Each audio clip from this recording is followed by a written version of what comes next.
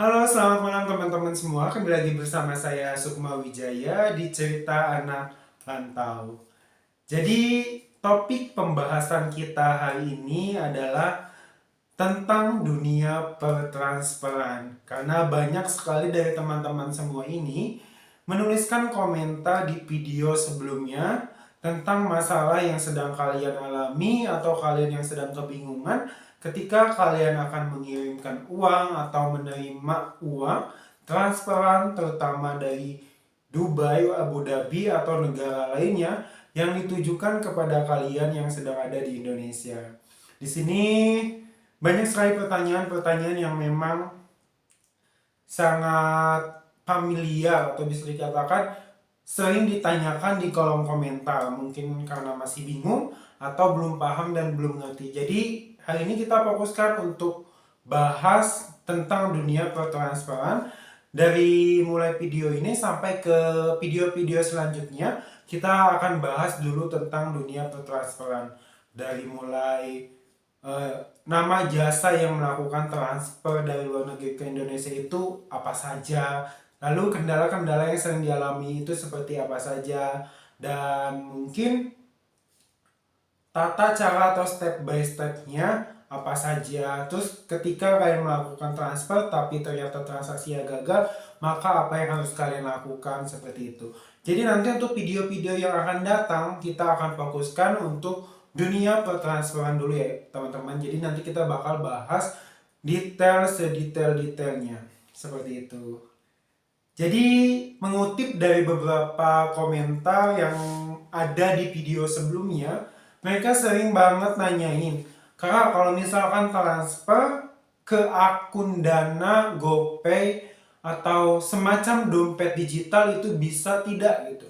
Sekali lagi teman-teman saya ingatkan, saya belum pernah nyoba ketika saya akan melakukan transfer dari Abu Dhabi ke Indonesia, lalu yang ditunjukkan nomor rekening atau nomor tujuannya itu adalah akun atau dompet digital.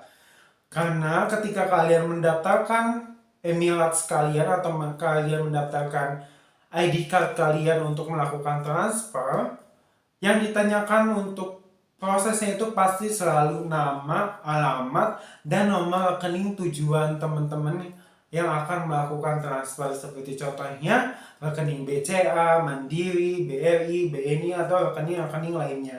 Karena dari si pihak jasa penyedia layanan transfer antar luar negeri ini mewajibkan kita untuk menggunakan rekening asli atau biasa kita bilang ATM ya teman-teman, kalau kita di Indonesia bilangnya seperti itu. Jadi benar-benar rekening dengan nomor rekening dan bank-bank yang sudah terpercaya dan ada di Indonesia tentunya, seperti itu. Jadi jangan sampai kalian ngasih nomor akun atau dompet digital seperti Dana, OVO, atau apapun itu ya teman-teman. Dipastikan kalian menggunakan rekening asli seperti itu. Nah, lalu ada yang bertanya lagi seperti ini. Gimana kalau misalkan saudara di kampung atau orang tua di kampung itu tidak memiliki rekening atau tidak memiliki tabungan atau tidak memiliki ATM?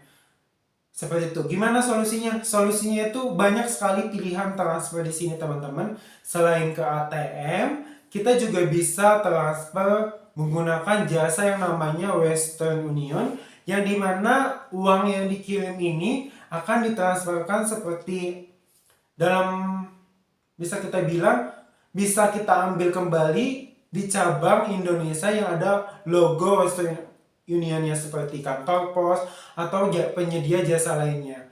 Nah, di mana ketika kalian melakukan transfer menggunakan jasa seperti ini atau tanpa nomor rekening, kalian akan diminta foto KTP si penerimanya, nomor KTP-nya, alamatnya, nama dan tanggal lahirnya, di mana semua datanya itu harus sama seperti dengan identitas yang kalian tujukan untuk menerima uang tersebut. Karena nanti dicocokkan di si kantor pos atau di Western Union-nya KTP yang si penerima bawa dengan KTP yang dengan identitas yang si pengirim berikan kepada petugasnya, seperti itu teman-teman.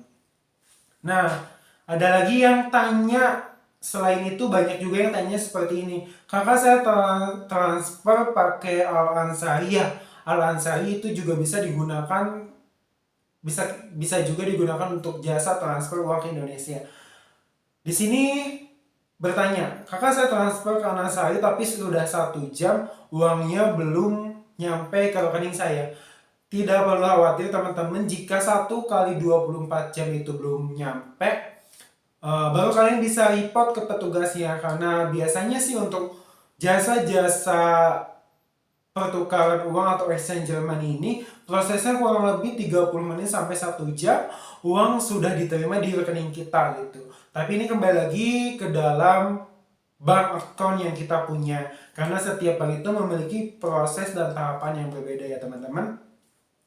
Nah, kemarin juga ada yang komentar di YouTube atau di video sebelumnya, katanya saudaranya sudah transfer tapi uangnya belum masuk sudah 3 hari. Nah, solusinya seperti ini ya teman-teman. Jika ada kejadian seperti ini, kalian bisa langsung datang ke tempat kalian menggunakan jasa atau tempat kalian melakukan transaksi, baik itu Al-Ansari, Al-Exchange, atau exchange money lainnya.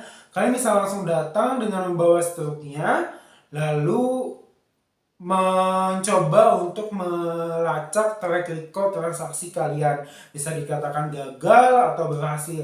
Tetapi yang harus mengecek di sini adalah si pengirimnya ya teman-teman, dengan tujuan memastikan bahwa si penerima atau nomor rekening yang kalian berikan itu dicatat dengan benar oleh petugasnya, seperti itu. Jadi untuk si penerima ini tidak bisa melakukan apa-apa ya teman-teman, biar mengecek. Jadi si penerimanya itu cuma bisa kayak ngecek aja gitu. Tapi kalau misalkan untuk melakukan proses transaksi yang gagal, itu harus si pengirimannya ya teman-teman. Jadi si pengirimnya itu memang harus menceknya seperti itu. Seringkali kalau misalkan ada kejadian kayak gini, kalian pasti panik ya teman-teman. Tidak perlu panik, kalian harus datang dan coba melakukan komunikasi dengan baik dengan petugasnya. Ada juga yang komen seperti ini, selain Al-Ansari atau Exchanger itu ada apa aja kak? Nah, nanti untuk video ini kita bakal bahas di video selanjutnya. Pokoknya teman-teman, aku di sini nanti bakal mulai bahas tentang dunia pertransferan. Seperti contohnya besok aku bakal upload video tentang jenis-jenis lembaga atau jasa penukaran uang atau transfer uang dari Indonesia, maksudnya dari luar negeri ke Indonesia. Nanti kita bahas satu persatu. Lalu yang kedua, nanti kita bakal bahas juga tentang biaya-biaya melakukan transfer ke luar negeri seperti itu, atau ke Indonesia teman-teman. Jadi nanti kita bakal bahas juga itu. Dan kita juga bakal bahas yang ketiga itu tentang transaksi gagal atau transaksi yang pilot, lalu kita harus melakukan apa atau apa yang harus kita lakukan seperti itu. Nanti kita bakal bahas semua di video selanjutnya. Mohon maaf ini video yang sangat singkat karena posisinya masih belum libur. Aku belum bisa upload atau belum bisa buat rekam video yang banyak lagi. Diusahakan besok aku bakal upload banyak video yang sudah aku jadwalkan untuk dirilis. Semoga dengan adanya sedikit penjelasan ini bisa jadi gambaran kalian yang akan mengirimkan nafkahnya atau mengirimkan uang ke Indonesia ke keluarganya, bisa jadi gambaran seperti itu. Dan untuk yang di Indonesia juga bisa jadi gambaran gimana sih proses transfer itu terjadi. Oke, sampai di sini dulu ya teman-teman. Terima kasih yang udah mau nyimak. Jangan lupa nanti untuk video selanjutnya kita akan bahas semuanya. Terus ditonton terus, jangan lupa di like, di subscribe juga. Karena tanpa like dan subscribe kalian, aku males banget bikin video teman-teman. Jangan lupa di komentar juga. Mohon supportnya, mohon doanya. Sampai jumpa lagi besok saya upload, saya janji. Wassalamualaikum warahmatullahi wabarakatuh.